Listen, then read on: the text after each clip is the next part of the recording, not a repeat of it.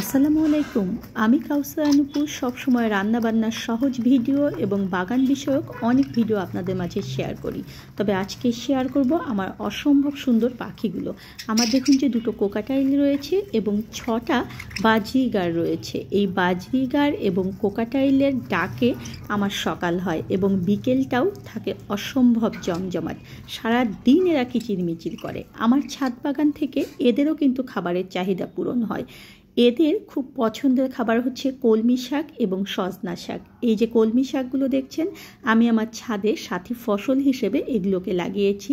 দেখুন এর সঙ্গে রয়েছে বথুয়া শাক। বথুয়া শাকও কিন্তু এরা খায়। আজকে টাটকা কলমি শাক তুলে এদেরকে খেতে দিচ্ছি, আর এরা এগুলো খুবই পছন্দ করে।